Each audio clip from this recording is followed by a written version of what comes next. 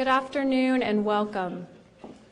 On behalf of the Center for Sustainable Enterprise and Kenan-Flagler Business School, we are happy to welcome you tonight. My name is Lisa Jones Christensen. I'm a professor of sustainable enterprise at the Kenan-Flagler Business School, and we'd like to thank you all for coming and make you a promise. We do know there is a 7:30 tip-off, and we are working with that information tonight. Aside from that promise and that information, I want to also especially welcome our guests who are involved with the Sustainable Venture Capital Investment Competition, the SVCIC. Thank you for your time, and this is a very special and unusual event that's happening here over the next 2 days. So welcome to you. But most importantly, please join me. I'd like to tell you a little bit about Ronaldo Brutico and welcome him tonight. He has a fascinating and diverse background as an entrepreneur, an international business executive, and as a futurist. An expert in emerging technologies and industries, he was co-founder and chief operating officer of the nation's first pay cable television operation, Optical Systems Corporation, as well as the founder and CEO of one of the first companies to offer over-the-air television transmissions of major motion pictures. That was Universal Subscription Television. For 13 years, he has also served as the chairman of Logical Data Management, which pioneered distributed data processing. But let's talk more recently. He has founded the company Seven Oaks Ranch, and I have a feeling we'll hear more about this tonight. This is a sustainably designed, values-driven enterprise which distributes organic food products in over 4,500 U.S. retail outlets. Seven Oaks is a 12-acre ranch in California that grows and distributes organic tomatoes, we'll talk about this at dinner time, avocados, Meyer lemons, Haas avocados, and garlic, and markets a number of products under the Garlic Gold brand. The ranch utilizes solar electricity for power and has a long list of cutting-edge sustainable farming practices. Mr. Brutico is president and CEO of World Business Academy, which advances global business leadership thinking on sustainable business strategies. He has also co-authored or authored several books, and including the most recent Freedom from Mideast Oil, among many others in his long career. So with this background, please join me in welcoming Ronaldo Brutico to Kenan-Flagler.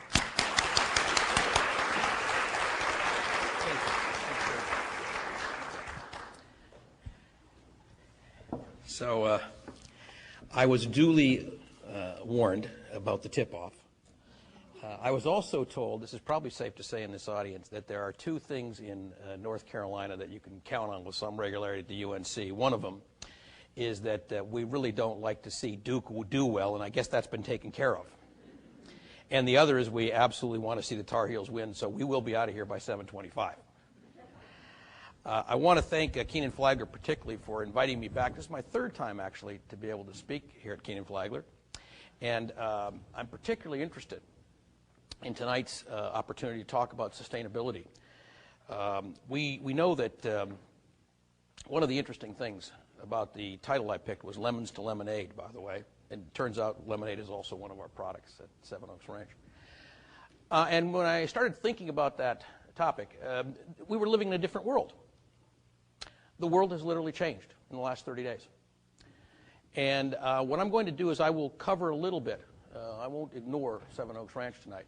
But it turns out that it seems we need to be talking about something much more fundamental and much more at the heart of what the word sustainable means, whether that's in the word as it's applied to a business, to an economy, to a nation, or to a global financial system, which, as those of you who are following know, we are in the midst of an enormous financial crisis globally right now.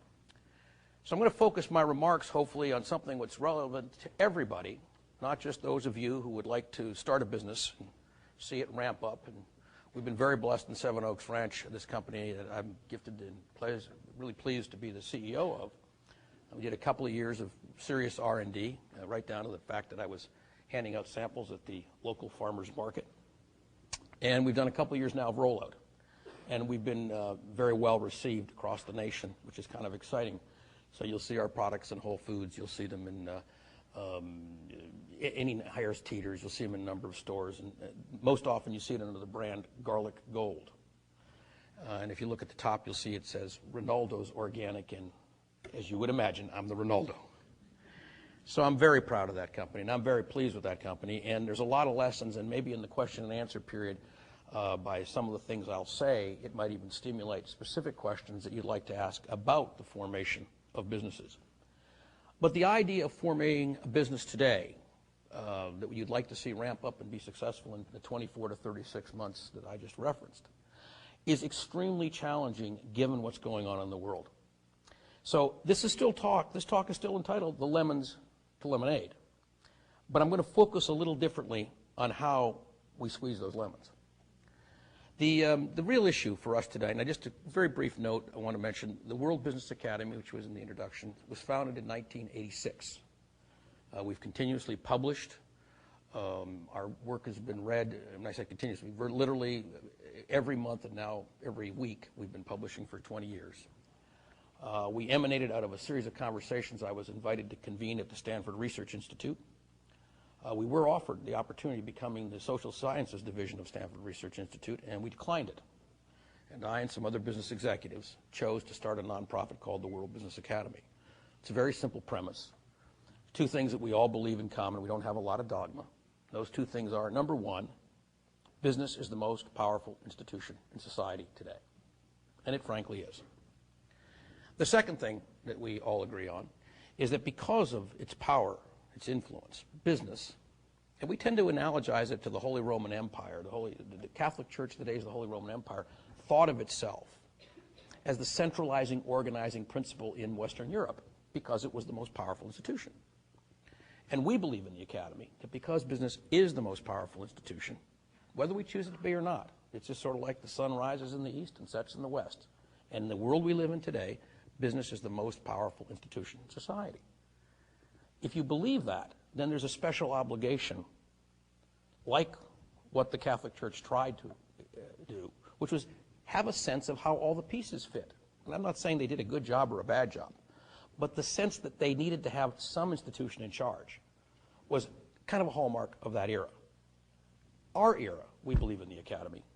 What we need to do is have business be responsible for the whole of society. If you're the most powerful institution, it's your job to see that it works.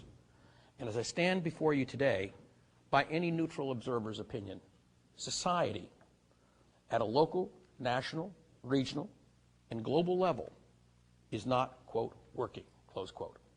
And if we're in charge, the question becomes, what will we do about it? You know, there's an interesting quote by Norman Cousins when he talks about wisdom, because I think a lot about what I'd like to say tonight has to do with wisdom. Norman Cousins observed that wisdom consists of the anticipation of consequences. Interesting. The anticipation of consequences. Well, right now, let's start with the economy. Start with the U.S. economy, and we'll go from there. We're in a recession. I think avoiding the R word does not help the clarity of the conversation. It doesn't matter what the label is. The important thing is we're in a classic economic slowdown, and it has started. Worse than that, this economic slowdown is accompanied by incredible inflationary pressures. About a year ago, and by the way, I'm going to make a free offer to you in a second, but about a year ago in our economic newsletter, we publish an economic newsletter every quarter called Econ Forecast. Normally, that subscription to that is a $500 a year subscription. If anyone in the audience tonight would like to receive the last couple of issues and the current issue of that, please just let us know. Write an email to the World Business Academy, easy to find, worldbusiness.org. So worldbusiness.org. Send them an email, say that you'd like to get a few free copies of the last several econ forecasts, and they will supply them to you. Now, the econ forecast is a global economic forecast. We put it out quarterly, and it's what's called a 12-month rolling forecast, in which we try to see 12 months ahead, and only 12 months, on a global basis, and then we break it down by regions. And I can share with you that about a year ago, when we called the recession that we thought would begin sometime between December of 2007 and January of 2008, we became concerned. And then we revisited the subject about 9 months ago. We became more concerned. We said it looks like it's going to be stagflation. And in our most recent one that was released on December 3rd, we reported that the single most important issue now will be whether the rest of the world's economy can decouple from the U.S. recession, which historically has not occurred. Historically, when the U.S. has gone into recession, particularly a deep recession, then the rest of the world's economy has been dragged down with it. And it's very important to the U.S. because if the rest of the world does decouple, there'll be a global economy for us to build back into when the recession ends, whenever it ends. So that became a key issue for us on December 3rd. In February, when Davos occurred, the number one issue reported out by the Wall Street Journal was whether or not the world could decouple. We visited that, as I say, in December 3rd, and we opined that, in fact, the global economy can decouple. We predict that Europe, over the next 12 months, will not go into recession. We believe that Japan's going to dip. We're not sure if it's going to stay out of recession or not. We're a little nervous about Canada not following the U.S. in, so we would call that probably likely to come in behind us. We know Mexico is going to be in a severe downturn because of the U.S.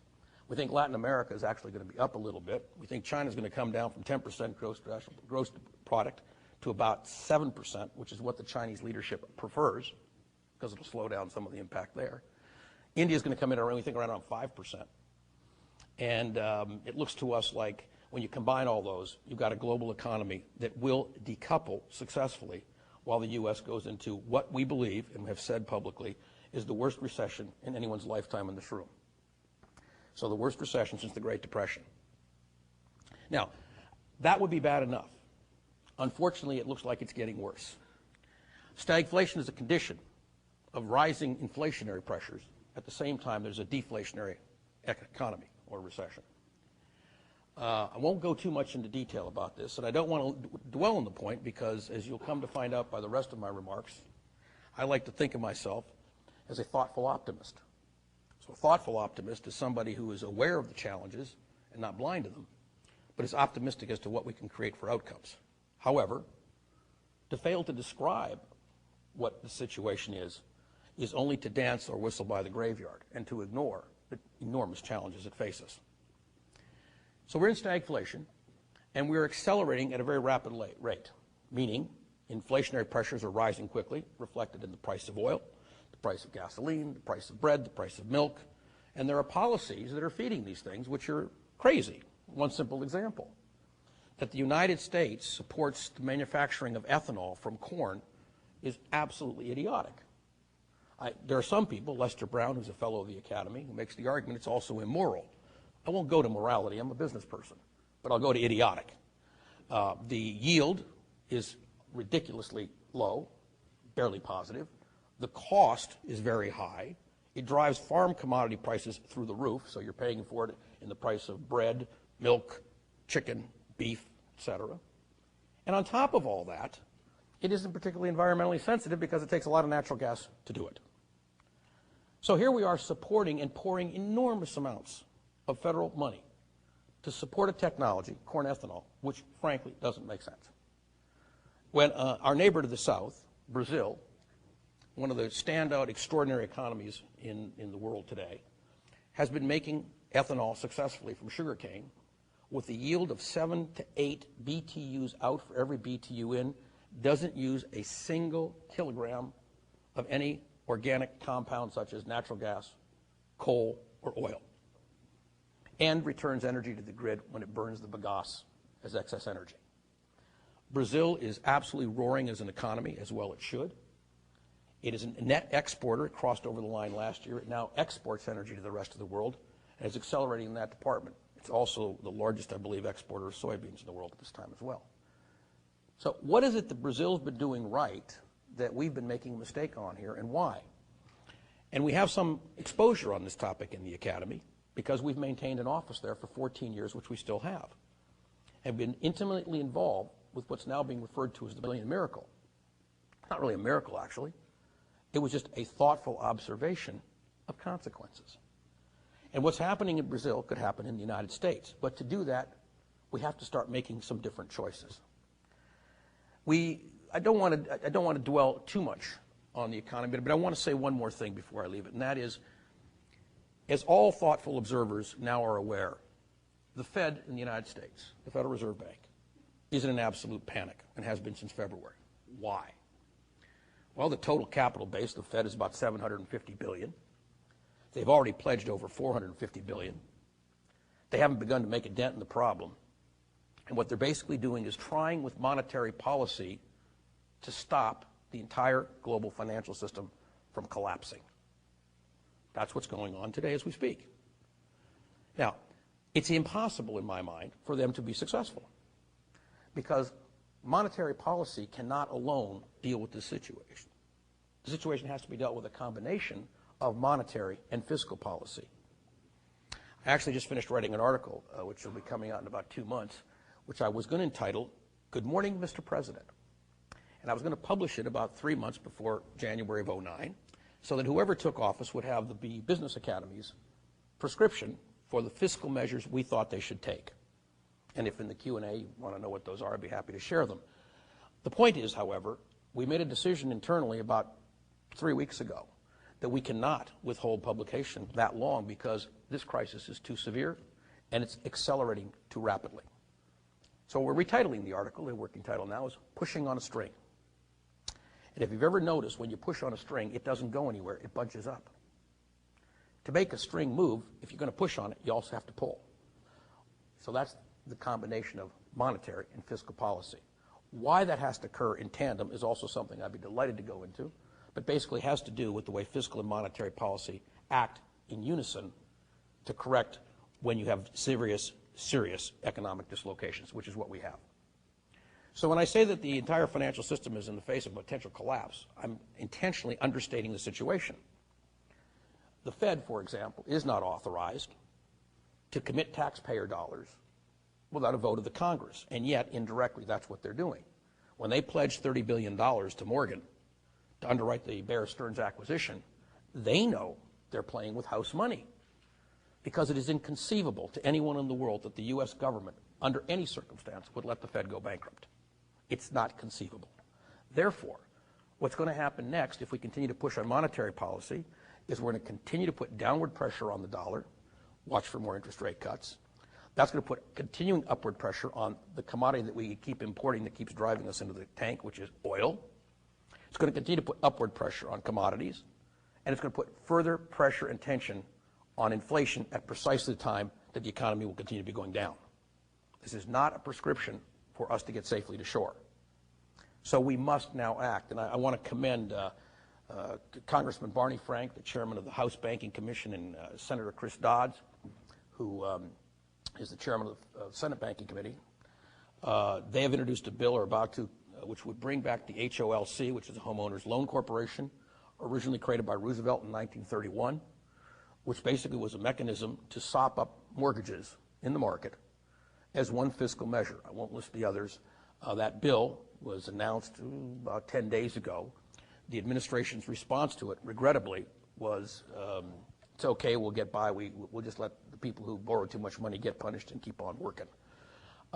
It's clear to me that they do not understand the nature of the problem we're in. I raise it with you because I think it's critical we understand that these are not normal times. And therefore, we cannot afford ourselves the luxury of being casual about what we do, what we think, how we act, and what we require of our political institutions. We are now in a situation which truly is a war, not a made-up one, a real war. And I think it's a war of our values. And it's a question of who we will become as a people, and it's a question of what responsibility we will bear for the excesses we've created, and how we will, working together, resolve them, because resolve them we can. However, before we can resolve the economic issue, that's one lemon, there's another lemon sitting out there. And this lemon is called fossil fuels. I am delighted the book was mentioned. I'm going to hold it up. And by the way, we have copies of the book in the lobby. I'm more than happy to sign it if you'd like or not. My handwriting isn't all that great. The print is much more legible.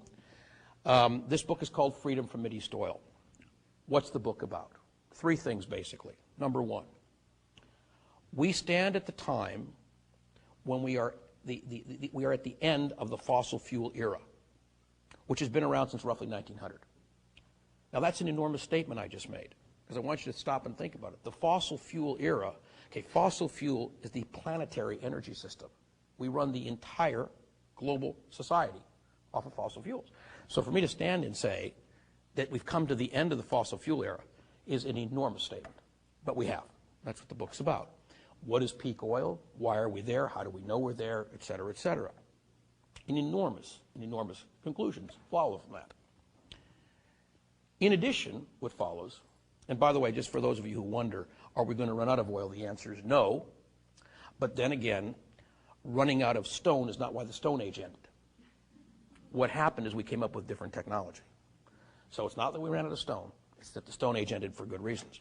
And by the way, we actually didn't run out of whale oil when lamps were replaced with kerosene. Kerosene was a better fuel and far more economic. And we stand today, and this is the second thing that we have the opportunity to look at, which is a tremendous positive opportunity.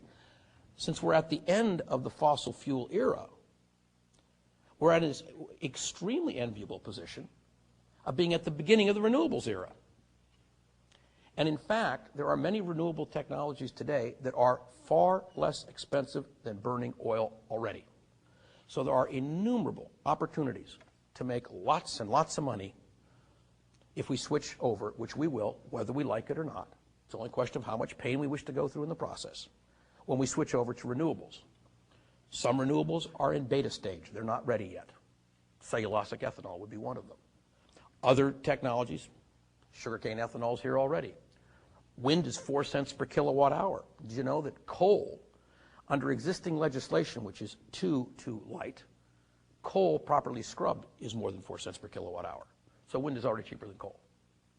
Photovoltaics coming on strong, not quite there, but almost. And a variety of other technologies I could talk about, which are covered in the book. The ones that are here today, that are economic, and the ones that aren't. So first thing in the book, we're coming to the end of fossil fuel and why. Second thing in the book, here are the panoply of options in renewable fuels that we can go to, and which ones make money now, and which ones are coming on later. Third strand of the book is the fact that we live in a time, and this is the other giant lemon, of global climate change. And I want to stress for you that global climate change, in my humble opinion, is worse, much worse, than what Al Gore depicted in the film An Inconvenient Truth. And I'll be delighted to explain why that is, but the short version is we are starting to experience what are called large methane releases from permafrost. You see, although it's been frozen for tens of thousands of years, we found out that permanently frozen, meaning permanent frost, is not permanently frozen. It's melting. And as it's thawing, it's off-gassing enormous quantities of methane. Methane in its life cycle is 20 to 60 times more destructive in terms of heat creation than carbon dioxide. There's a cycle, no less a physicist than Stephen Hawking has told us about. And once the cycle occurs, it goes a tipping point beyond which human intervention is irrelevant. He warned us that the tipping point is coming soon. I can't tell you when. Stephen Hawking can't. I've talked to some of the most brilliant climatologists and oceanographers in the world. They can't tell you. All they know is it's getting closer every day. But once it gets to a certain point, it will not be reversible merely by stopping the increase, which we are doing every day, of CO2 in the atmosphere. So I want to thank the Sustainability Institute for inviting me, because there's nothing more sustainable that we could be talking about than the sustainability of the planet that we all know and love. And if we look at this as an opportunity, you see these three strands in the book, Freedom from Mideast Oil. One is we're coming to the end of the fossil fuel era, whether we like it or not. Number two, we've got all these alternatives. Let's get to it. And number three, every decision we make as we move to those alternatives must, underscore, must be made in the context of global climate change, because it's not sustainable not to. So I commend the book to you. It's a great read. It's, by the way, it's extremely scholarly, but it also happens to be very readable. It is written for a lay audience, so I hope you enjoy it for those of you who read it. And if you'd like to see a summary of it, I'm sure that there's something on our website that can tell you more. So those are some of the lemons. I'm not going to hit the rest of these as long. One of the lemons is called, we're in a 5-year war in America. It's clearly a lemon. Doesn't matter why we got there, doesn't matter who got us there, doesn't matter what we've done up until now. Clearly it's a lemon. And it probably stems from a gross miscalculation we made, because sometimes we can be overly simplistic. And that miscalculation was we thought there was actually a country called Iraq, when in fact no such place existed until the 30s. It's actually 3 countries. There's Sunnistan, there's Kurdistan, and there's Shiite land. And Shiite land is already controlled by Iran. So what you really have is three countries trying to fight a civil war, and we're trying to fight in the middle of it, keeping them together by force of arms so we can get the oil, and it just isn't going to work.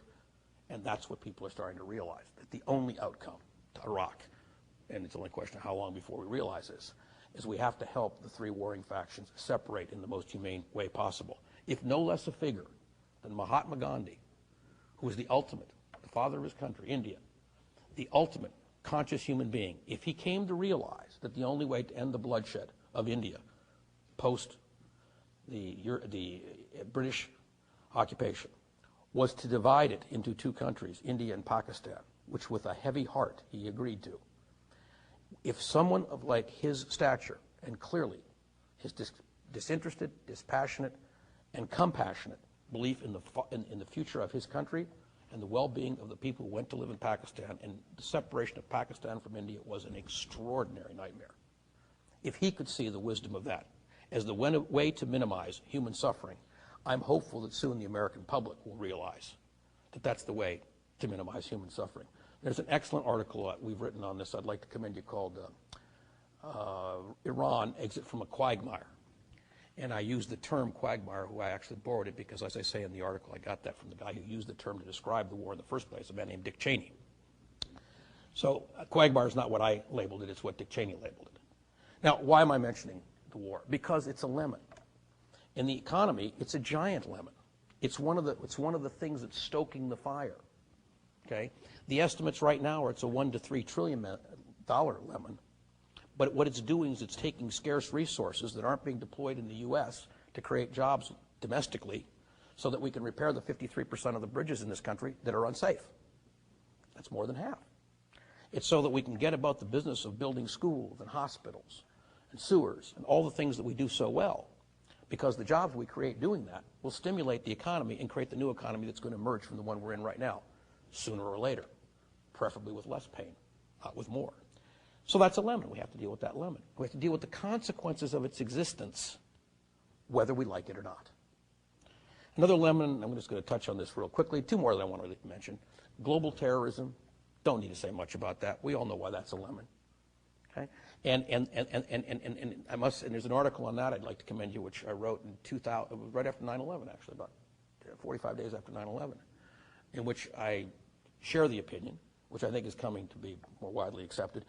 In a world of global terrorism, the solution is not to revert to a 10th century mentality so that we would seek to extract vengeance upon another culture as they might extract it on us. Or again, to quote Gandhi, in a land where it's an eye for an eye and tooth for tooth, we'll all be blind and toothless. So it's about, in my estimation, it's about finding the root causes of terrorism, or as the French say, men with full bellies never make revolution. It's about those root causes which will make our sustainable society really sustainable.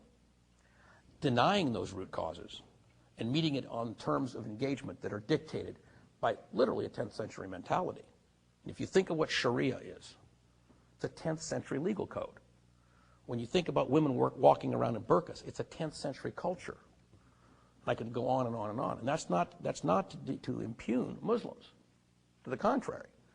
I'm speaking about the form of fanatical fundamentalist Muslim that is engaging in global terrorism, and I'm delighted to tell you that of the over 1.2 billion Muslims on the planet, there are a very small percentage who are actually global terrorists.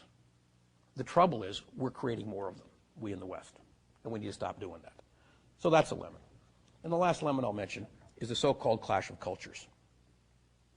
Because you see, in a clash of cultures, what you're really looking at is you're looking at how two cultures impact on each other adversely, rather than looking at how cultures can meet each other in a way that embraces the difference and makes it a benefit.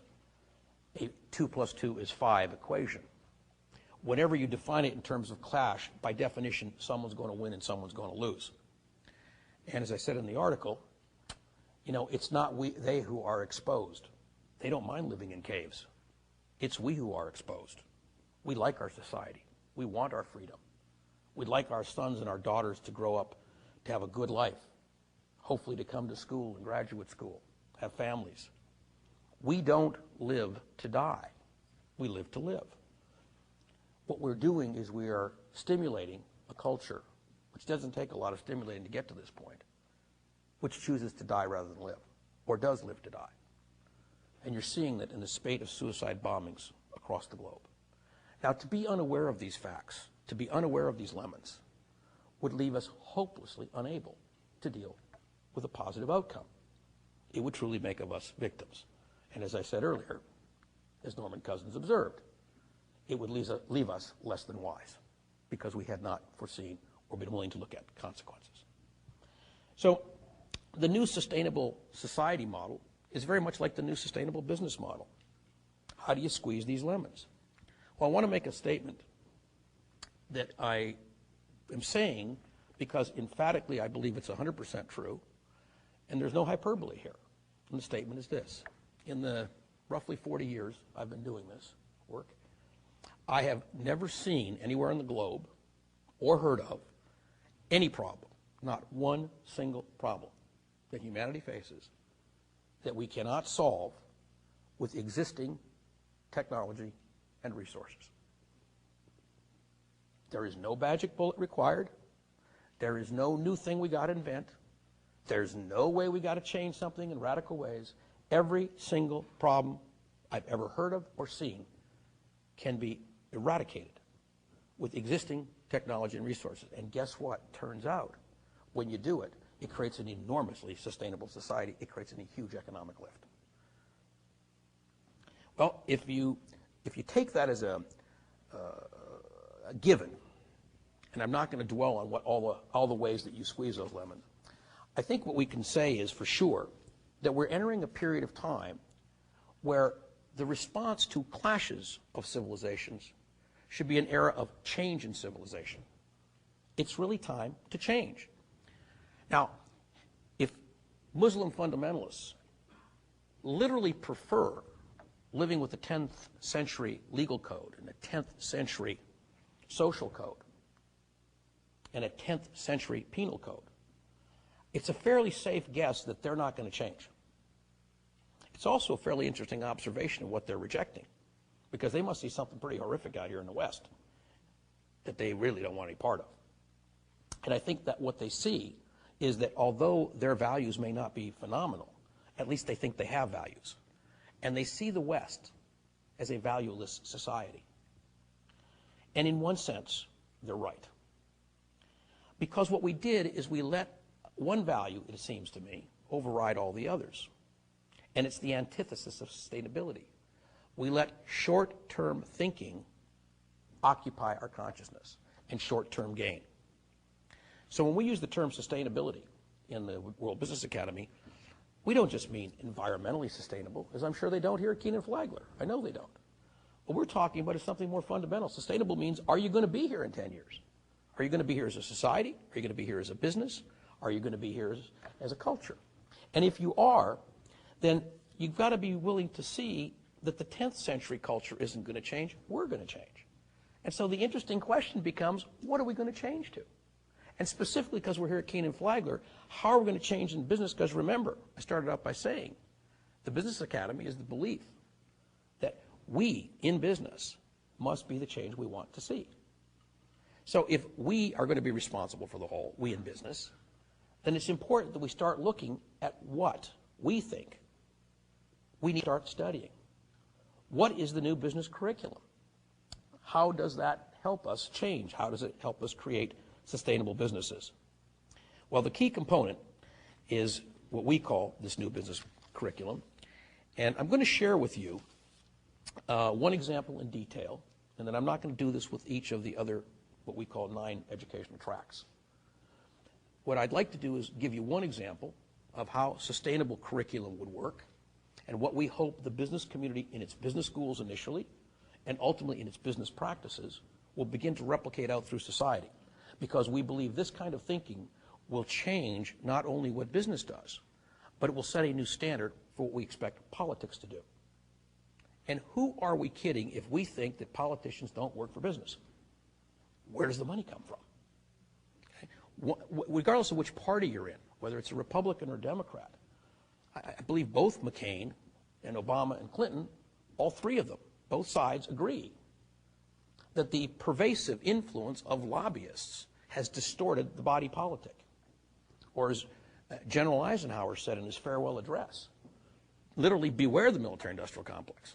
Or as he said in one other speech, every bullet that we make is food we take from some baby's mouth. So we in business are paying the lobbyists, right? That's who they work for. What are we lobbying for? And is this mess we've got what we wanted? And if it isn't, then shouldn't we start changing? And by the way, I often say to people who ask me why I get all wound up about this, I say, you know, if you're in charge of the planet, and it's like a factory, and I've run a lot of factories, and somebody comes in, they say to the CEO, I just want you to know there's a hole in the roof, the floor is falling away, the electrical wiring is shot, we're running out of fuel, and the employees didn't come to work today because they shot each other. I would say this is not a division manager who's going to get promoted. This would be somebody you'd say, you know, you're not running the plant so well. And collectively, that's what business has done. So let me give you an example. We start with the new business curriculum. What we hope would be the sustainable approach. The sustainable approach, and I'm going to take the first category, sustainable supply chain management. Well, we know what supply chain management is. Supply chain management historically has been used, most often, I'm sorry to report, to shove the problem that you've got down to the less strong partner in your chain called the vendor. And we've done a thing called just-in-time, or JIT, which causes cash flow issues to hit the vendor harder than it hits us. We've pushed off many different challenges that manufacturers have by pushing them down the line to our vendors. And we thought by doing that, we were like taking care of our share owners, and we were letting the vendor take care of their problem. And then they would do the same thing to their vendor on down the line.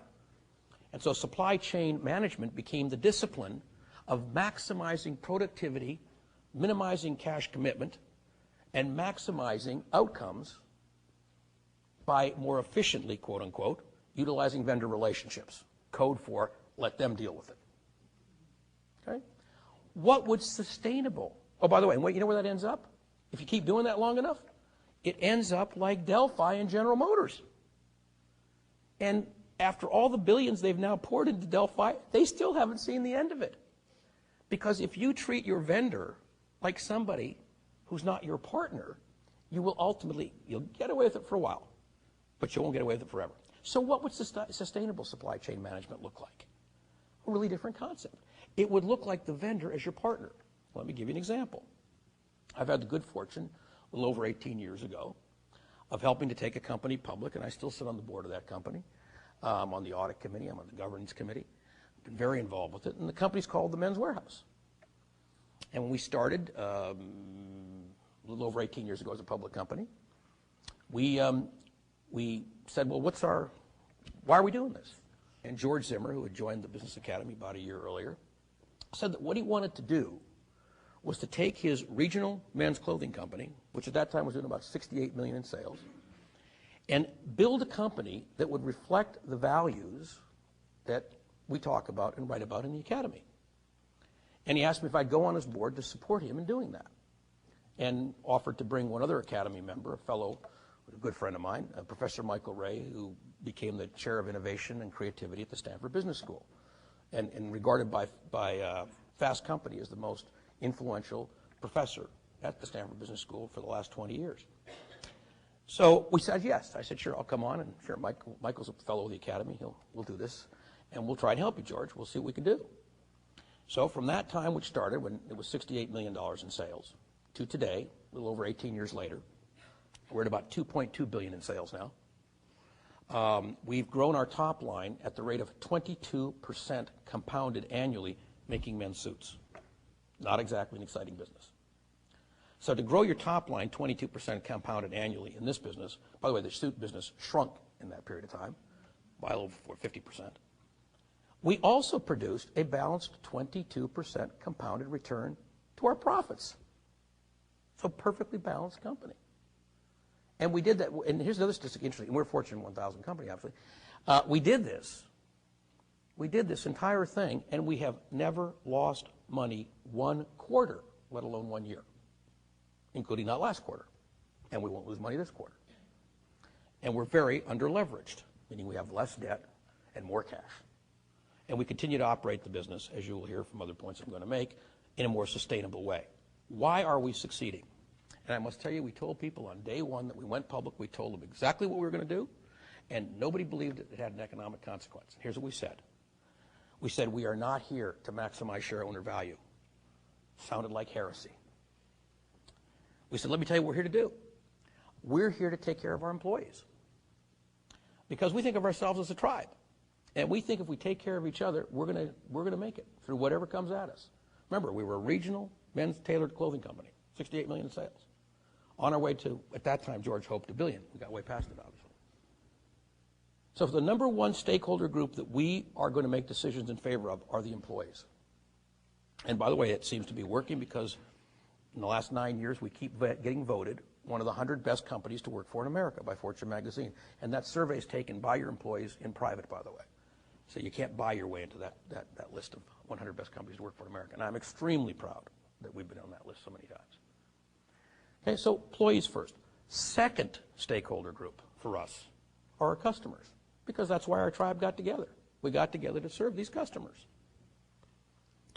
Third stakeholder group, this is the one that you're going to find fun, are vendors. We said they are our partners in serving our customers and taking care of our employees. So those are the three stakeholder groups we serve. Oh, and by the way, if we do a really good job, we think that's a sustainable model.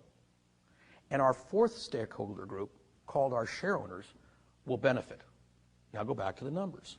That model, sustainable model, generated 22% compounded growth to the top line and a 22% compounded growth to the bottom line. A very enviable record by any standard in a fairly decent-sized company now. So that's what happens when you do supply chain management as a sustainable supply chain question, not as a, I better foist my problem off on the littler guy because I'm bigger. The way we see the thinking in business changing, and you're going to see the instant application of this when I'm done, to the society at large, on these other categories, and I'm going to read the category, and I'm going to give you a description so you can get a sense of how we see these all fit together. We do a thing in business called product life cycle management. What if we started doing it with the following view: to minimize the environmental impact of manufacturing processes through a combination of reduction, reuse, recycling, and renewal actions, and leadership in fully addressing the consequences of each phase of the product life cycle, including design, raw material selection, manufacturing, packaging, distribution, and ultimate recycling. What if that was our set of goals? What if that's what we measured by ourselves by? What would happen?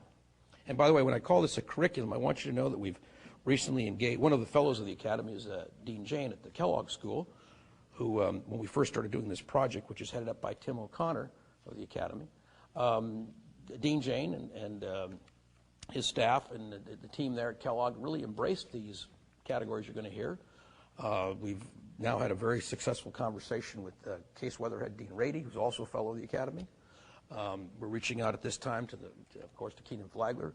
And I want to just stop and acknowledge Kenan-Flagler for this one point, and that is that one of the first, and in my history and experience, the most prominent of the schools, of all the business schools in the world, on the issue of sustainability is clearly Kenan-Flagler. And I'm sure you all know that.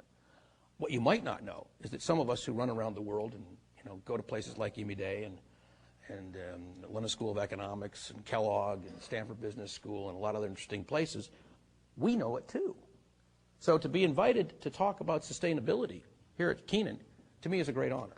And I'm really grateful because this kind of thinking has been permeating out into the broader business community from Kenan-Flagler and a former professor of yours who's also a fellow of the Academy, Stuart Hart, who I'm really grateful for because of all the pioneering work he's done in the field. So product life cycle management, looked at this way, is all of a sudden sustainable. I've already explained to you supply chain management. What about looking at leadership and best practices?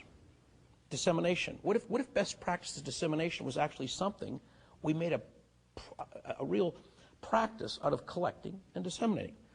So this would be leadership in designing communications and educational programs that increase awareness within all stakeholder groups about organizational best practices that promote sustainability and planetary restoration. How about that for something we ought to be looking at? What about private-public partnerships as a category, where we could acknowledge demonstrated leadership, which is based on the belief that business is responsible for the whole of society, in forging effective alliances between public and private sectors to achieve positive social outcomes by applying sound business thinking to public sector challenges.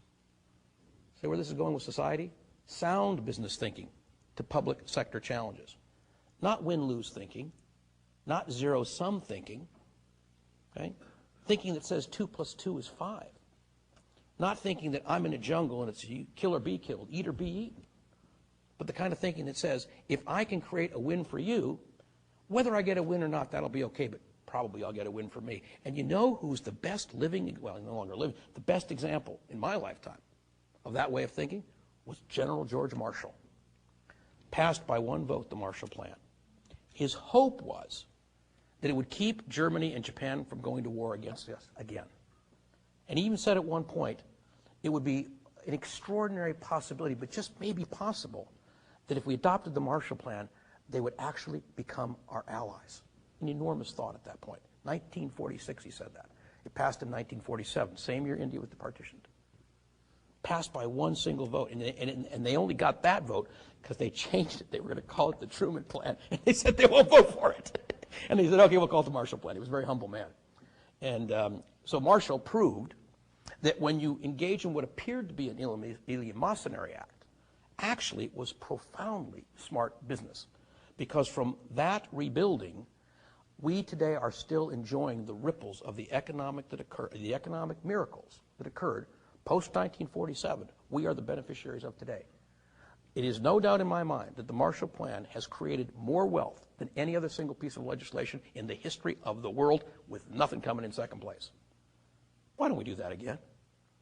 Turns out we're really good at that stuff. Turns out that what people like about Americans and about Western Europeans is we're really good at building bridges. Used to be. We're really good at technology. We're really good at sewers and hospitals and all kinds of stuff. And it turns out the whole world wants that. But what they don't want us is to treat them like an occupied nation or an occupied society. And that's what they're rejecting. And clearly at the end of the fossil fuel era, that's what's happening. And that's not a political statement. I'm scrupulously nonpartisan about this stuff. It's really more about a business guy looking at some really not thoughtful actions and saying, okay, if we had the ability to collect case studies of this private-public partnership approach, would we not find ways to supply, quote, sound business thinking to public sector challenges? And my answer is absolutely yes. But we got to be willing to do it from the point of view of, I'm willing to do it to make my contribution back. I'm responsible for the whole, and so can you. Sustainable architecture, clearly. We have to start to acknowledge and collect information about how to conceptualize, plan, build, renovate, finance, and develop places for living and working which reduce the environmental footprint and or promote the health and well-being of the occupants and their community. Don't we have to do that? Seems like it's time. And with the cost of energy, it's inescapable. Why don't we just get to it? Sustainable transportation is another category. We have to start thinking about designing, planning, constructing, renovating, financing, and or managing transportation systems for the movement of people and or goods, which are safer, more comfortable, more energy efficient, more affordable, or more strategically important as core infrastructure because society as a whole demands it and needs it. What about biosphere preservation and restoration? Why don't we start collecting the stories we need to know and start disseminating about how we're going to protect and restore the critical elements of the biosphere? Okay, remember, that was one of the big lemons. It's a huge industry waiting to happen. What about human resource development? Shouldn't we be collecting the best practices and best stories that will encourage members of the workforce to, in any organization, to learn, to grow, to enjoy the fullest extent of their individual potential, and to assist all of them to experience that the workplace can be a place for the incubation of the human spirit? We printed that article in 1987, and we think it's time for people to start thinking that way. Workplaces, a place where you go to incubate the human spirit, or another way to say it, a place where you go to help unleash the full human potential of the amazing amount of talent that's not just in this room, but the amazing amount of talent we possess as a society. because none of the lemons we got can't be squeezed. And these are the presses you squeeze them with. Let me give you one more. Corporate social responsibility obviously has to be on the list. We need to look at organizations that demonstrate leadership and balancing the interests of all stakeholders, including employees, customers, vendors, share owners, the environment, and society at large. We need to do that with traditional business criteria, including balance sheet health and appropriate profitability. Notice I didn't say maximum profitability. I said appropriate profitability. There's a difference. By definition, these organizations are balancing traditional profit maximization motives with a standard of duty to all stakeholders which goes markedly further than statutory minimums would require, demonstrating the principle that society can move beyond business through business. Interesting thought. Beyond business through business. How about innovative business model initiatives? And I'm delighted to put this in at the end of the list because it came up at lunch today with some members of the staff here at Kenan-Flagler. We think we need to start collecting the success stories that exist around those people and institutions who have conceptualized, planned, directed, or implemented innovative business model initiatives that create new ways for business to more fully serve society and achieve outcomes which nurture and promote the health of the planet or any significant subsystem on it. Our example would be microcredit as developed by the Grameen Bank. For all of you who are not familiar with that story, I urge you to look at it. Show of hands, how many of you know what the Grameen Bank is? Most of you do, okay. Do all of you know what the default rate is on those loans? Yeah, some of you do. Okay, for those who didn't, most of you don't. It's less than 1.5%. And that's lending money to the poorest of the poor who have no collateral. And by the way, 98% of the borrowers are, you guessed it, women. Turns out they pay back better. Turns out that they are a way to rebuild primitive societies and develop economic engines from the poorest of the poor. Last but not least, we think that it's time for us to stop every year and think about who really have been our business humanitarians. And this, of all the tracks, this is the only one that we think is about individuals. All the rest are about organizations. You know, it's time that we look at people who've spent a lifetime of serving as an exemplar of desirable, ethical, and responsible behavior and achievement of business in business, which we know benefited not only their business, but society at large and would be worth emulating. Isn't it time we started collecting those stories? I have never met a serious, and I've had the good fortune of being in business now for almost 40 years. I have never met, literally never met, a significant business person who respects Donald Trump's operational ability. Never met one. Most of the people that know Donald Trump or study his work, and I've studied every deal he's done since the very first one, which was a hotel in New York, the Commodore, which he converted to the Hyatt. Brilliantly conceived, financially unbelievably conceptualized, and brilliantly thought through so that New York would pay for the whole thing, which they did. Donald Trump is a great promoter. He is not a business person. And it turns out that virtually every operating business he's had, I think every operating business he's had, has failed, whether it's casinos, airlines, etc. Why is that? Because Donald Trump is the best example of self-promotion gone wild. And you don't need to hear me say that, okay? Now, in speaking about Donald Trump this way, and I apologize in advance to Donald Trump, frankly, because the Academy has a policy we never, ever try to embarrass anybody or pick on anybody. The only reason I'm even using him in this context is because he's so popular on television, doing the one thing that he is brilliant at, which is promoting Donald Trump. Now, if you think business is run like The Apprentice, you should not be at Kenan-Flagler. In fact, you shouldn't be in business. They don't. You never operate an organization through fear, intimidation, make wrong, mano-a-mano competitions, destructive behaviors. You don't build businesses or societies that way. But we spend too much time glorifying it because there's a lot of zeros after Donald's name. Even though a lot of those zeros got there through partners of his who have no zeros left after their name when he was done with them. Now, the point I'm making is not to pick on Donald Trump. God bless him. He's doing what he's doing. He's certainly promoting Donald Trump better than anybody in the world could promote Donald Trump. It's to say that it's time as a society we start focusing on the other folks, the quiet ones, the ones that are really, with their life story, are building successful enterprises. And they're doing it in a way that leaves society better for their having passed this way. We call those in the Academy merchants of vision. 3 requirements for merchant of vision. Number 1, you have to do the right thing. Number 2, you have to do it for the right reason. And number 3, it has to work in the marketplace. 2 out of 3 don't count. Has to be all 3. And I could give you numerous examples, and in fact, we archive them. Be happy for you to see and share the examples of merchants of vision, because they're all around us. And we don't take enough time because it's not as glamorous or as fun as perhaps watching The Apprentice. But it's something we need to do, because if we did it, we'd start to learn more about how to create sustainable businesses for ourselves, and more importantly, a sustainable society that's based upon sustainable businesses. So I said I'd get back to Seven Oaks Ranch.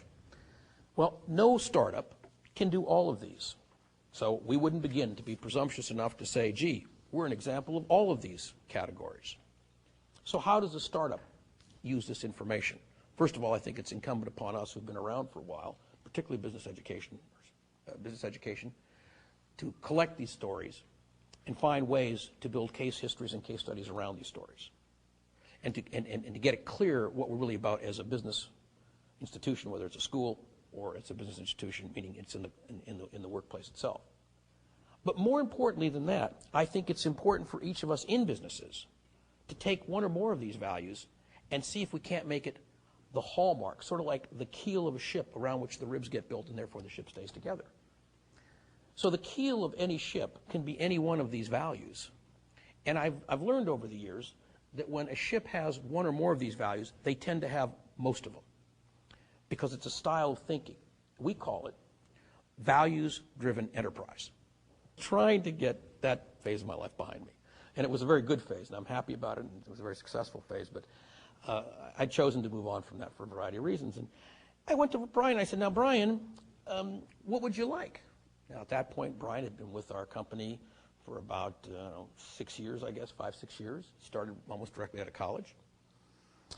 Brian went on the board of the Academy about 3 years earlier than that, and I was just delighted at the impact that he had, because first of all, he took our average age, which was 64 at the time, and lowered it down to 61. That gives you some idea how many people Brian's age there were. And by the way, Brian has been a standout contributor to the Academy, and if you were to ask the board of directors of the World Business Academy over the last 7, 8, 9 years, who of all the directors had the most effect on putting these values into society, I think you would find unbelievable common opinion that Brian was one of them. Brian is an extraordinary example of this school, and a tremendous credit to it. But what Brian said to me, he says, Ronaldo, I don't want to go anywhere else. What I want to do is I want to start a business. I said, great. What do you want to start? He said, I want to start a business that will make a difference in people's lives. I said, well, keep talking. He said, everybody goes to work, but it's got to be meaningful work. What we need to do is start a business that creates meaningful work, particularly for people in our community. And in our community, I live in a little community just outside of Santa Barbara called Ojai. We were going through a transition where our orange groves were no longer economic. And the people who worked in those orange groves were losing their jobs. And they couldn't afford to drive 25 miles away to the nearest agricultural area. And these were, in some cases, second-generation Hispanic people with a very decent concentration of Hispanics living in our town. And they didn't have a place to go to work. They needed entry-level jobs, and they needed a particular kind of a job. And Brian says, we should start something that would hire those people. And then we should hire other people that want to hire people like that, who would find that to be a very self-fulfilling career. And I looked at him, and he looked at me, and I said, so, okay, you got a deal. We're in business. Let's do it. He said, okay, what's the product? I said, well, I don't know. Now we got to go find it. It's a true story. We didn't know. It took us about 3 or 4 months to figure it out. And we ended up deciding that since I owned an organic ranch, which I'd built, that we'd take one of our products, garlic, and we'd create an organic food product, which was made out of extra virgin olive oil, organic extra virgin olive oil, and organic garlic. And that product is called Garlic Gold. And please do not hesitate to go to garlicgold.com, tell them I was here, and ask for a sample. We'd be delighted to send it to you. It's extremely affordable. One of the criteria I put on Brian, I made Brian do a business plan process with me in order to get this company started, because I agreed to fund the company, obviously. And I said, now, Brian, you know, this is business school. You'd have to come up with a business plan, and you'd have to, like, show me how you're going to do this and do that. And I know there's a recession coming in a few years, and I want to make sure we're ready for it, so I want it to be counter-cyclical, and, you know, it's got to have economic value, it's got to have social value. So we sorted all these parameters out, and we came up with, let's get into the organic food industry, food being counter-cyclical. So we're doing very well now, and we'll do very well through the recession, actually. And if you look at the premier spot in the organic food industry, is organic food, which some of you actually know of a small company called Whole Paycheck, sometimes known as Whole Foods. And so we are carried at Whole Foods, and we are carried at Harris Teeter's, and we are carried at supermarkets all over America. And it's become a very successful product line, and there's a dozen products down the line. But the key issue for Brian and I was not the product. It was the values. And then taking our collective skill to go find the product. What is it we want to sell that would meet these criteria? So we did, and we decided that we would start the company without buying lots of capital equipment by, what we lovingly say, handcrafting it. So we could actually hire people who used to work in orange groves, who could come to work for us, and who could actually get benefits, who could choose to make a career with us, who could choose to continue to live in our town. And what we found is, by doing that, we've attracted other people to our team, both in management and, frankly, our bankers, who really like that, who feel good about that value set. So we have created a company that basically lives the values I'm talking about. Now, I'm not so vain as to think that I'm going to be the lucky one who won't have a single problem. And things can always go wrong. And believe me, they've gone wrong. I've made plenty of mistakes in my life. But as I stand here today, I'm extremely pleased with where the company is and what it does, because it's a sustainable company, built on sustainable thinking. It's a values-driven enterprise. And if I'm going to go into what we're about to go into, which I described as all those lemons, I wanted to have something that was a pretty good way to squeeze those lemons into lemonade. And I think that's what we've created with it. Now, in the process of doing that, we've had to go accumulate best practices, which we're now disseminating to others. We're building sort of like our version of a Kinretsu with other organic food companies on the West Coast. It's kind of fun. Obviously, we're doing biosphere preservation, because I took a broken down chemical ranch and turned it into an organic one, which, as was correctly noted, is powered by solar cells that are built into my hillside now. You know, the company car has been a Prius since the day we started 4 years ago. We have been doing what we can to create sustainable transportation, because my vehicle is an electric car, which I plug into those same power cells at the ranch. So we're trying to hit as many of these as we can, and we can't hit them all. And we're doing it within the context of, we have a bank, we have a payroll, we need to make a profit, but we can do that better, we think, not just do it and get away with it. So it's not either or. It's like either we're nice people or we make a profit. We believe we can make a better profit, be more stable, if we're sustainable. And that, to me, is one of the number one conclusions that you want to reach. Because, see, if all these things are coming at us, that we think are coming at us, I believe that a sustainable business has got a better chance of seeing that hurricane, that typhoon as they call it in Asia, coming at us. Okay? I've tried to describe to you what could happen. And by the way, we may avoid it. There are many things we could do to be smart to avoid the consequences that we're creating right now. So don't think it's a foregone conclusion, because if we choose it not to be, it will not be. However, we are looking at this enormous set of economic forces coming at us. And I believe that if we are sustainably driven, if we're values driven, we'll probably be like that thoughtful optimist who sees the dark clouds but prepares and knows how to get to higher ground. By the way, if it does hit us, sustainable companies will have an extraordinary advantage in rebuilding. Much, much more so, because they're already built on a leaner production cycle methodology. So, you know, there's a columnist named Sidney Harris, used to write for the Sun-Times, and he said, a pessimist is somebody who sees the tunnel, and the optimist is the guy who sees the tunnel, but he sees the light at the end of it. And the realist sees the tunnel, the light, and the next tunnel. We haven't gone through our last tunnel, but we're going into an interesting one. Sustainable business practices, collected as I'm suggesting, disseminated as I'm suggesting, and being the core keel by which businesses are built and operated, I believe, will be the best way for us to not only see the light at the end of the tunnel, but to safely traverse the tunnel. And so I'm going to, I guess, end where I began. Where I began was about wisdom. So let me end with wisdom. Remember the natural consequences or anticipating consequences, Norman Cousins? There are 3 ways we can be wise, according to Confucius. The first of these methods is by reflection, and I'm quoting Confucius, which is noblest. So to think, to reflect like we're doing tonight. And from that reflection, become wise. See consequences, act accordingly. So the first is reflection, the noblest. The second, by imitation, which is the easiest. See it, copy it, it's easy. So it's the second. And third, by experience, which is the bitterest. See, if you wait to experience the pain of not seeing the consequences, it hurts. So I stop where I started, in an appeal for wisdom. I'm not looking for people to accept that there is a single answer, nor am I looking for them to find a single villain, nor am I expecting that we'll all point fingers at someone else in the room. As we say in the academy, the only thing that any of us can ever change is ourselves. Or as the brilliant philosopher Pogo, some of you know who Pogo was, said, we have met the enemy and him and us. Pogo was a cartoon character. The idea I stop with is where I started, with wisdom. The concept of lemons to lemonade is very simple. We have these challenges. Let's make a premium beverage which is good for you. And by the way, our lemonade happens to be organic and is sugar-free. Thank you very much.